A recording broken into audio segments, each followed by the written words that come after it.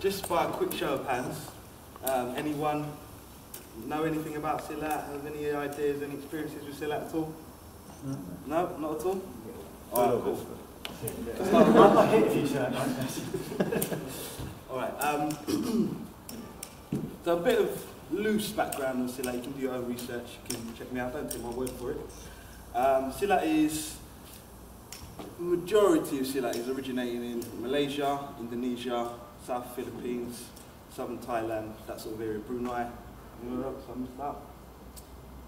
That's about it. That's the region, the Indonesia archipelago. That's the region you're talking about with Silat.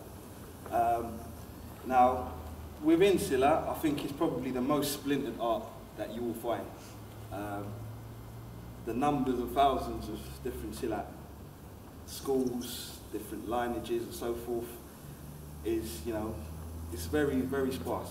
Main reason is that Silat is about relationships. It's not necessarily what techniques are we coming out with.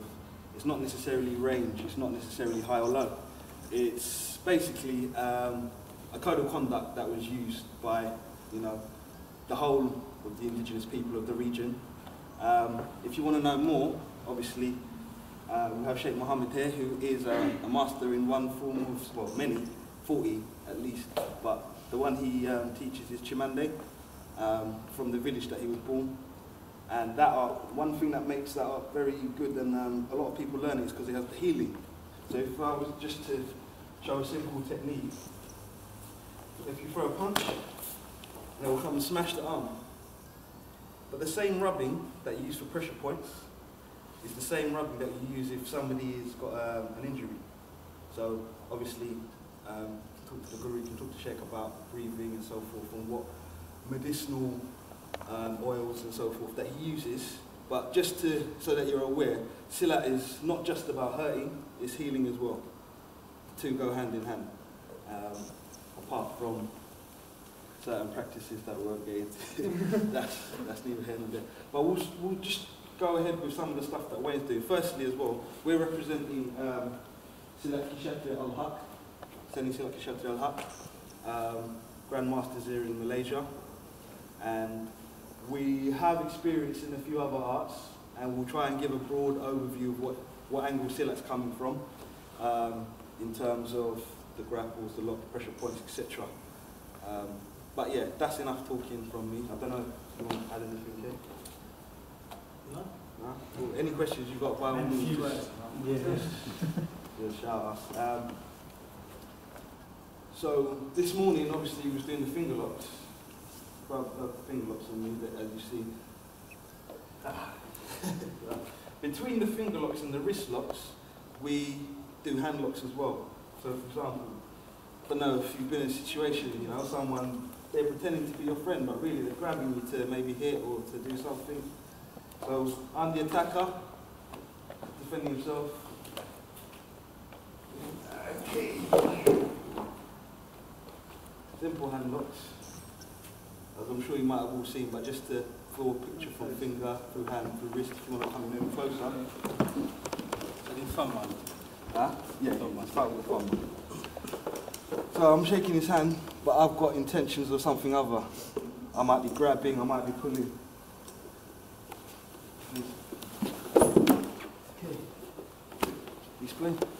Well, basically, the idea is to just the same thing that you were doing with the finger to create the leverage. I don't know the precise words to use, but I was trying to remember. But obviously, it's just to create a pivot, you know, a point of pressure from two sides and a middle. What was the words you used? Lever, fulcrum and base. Lever, fulcrum and base, yeah. So we do the same thing with the thumb. What we tend to do is we add what we call an angle, which is it's generally a 45-degree angle. So what you do, you step across, so your body is now facing at a 45-degree angle where before obviously it was straight on. So you change to a 45-degree angle and then you add the pressure directly down towards the ground. Okay? So that obviously, one, the 45-degree angle takes you out of the way of danger. And it gives your opponent space to fall into. It gives him space to fall into. And then you can follow it through with whatever else you want to finish off with. So that's the basic, the thumb lock and the wrist lock to control as well. You want to show another? No, the only thing I would have added to that is obviously the way you're creating the pivot or the smaller circle is just the same against the knuckle. But as the brother showed, moving to the side or twisting to the side gives your opponent all that space to fall into. As he's falling, you have the same grabs, locks, pivots as before. But just as a nice warm-up, something easy to get, you know, get your hands involved in. You can just pair up, do the thumb lock off a handshake. Shall I show it on one of you guys? Just, I don't know. Yeah, go on. All right. So you come at this angle, you come this angle. Yeah. It keeps you safe. It gives him space to fall. Yeah. Yeah. Yeah. Do it again. So if you turn around so those guys can see. Okay. Come at this angle. You can see I'm not good with my left. So we come this way, and you take him down. Yeah. So you've got space, and obviously you can let him fall down. Luckily And most people shake with the right hands. the wrist one as well. Yeah. You want to try and create a lever.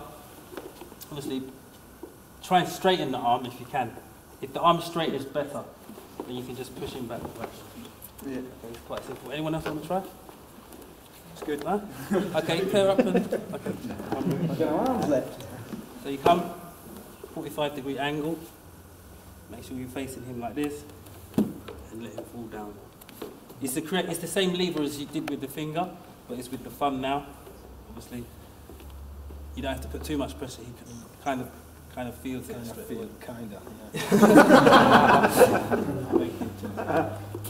Okay, so if you practice that, and then we'll expand on that in a bit. Okay?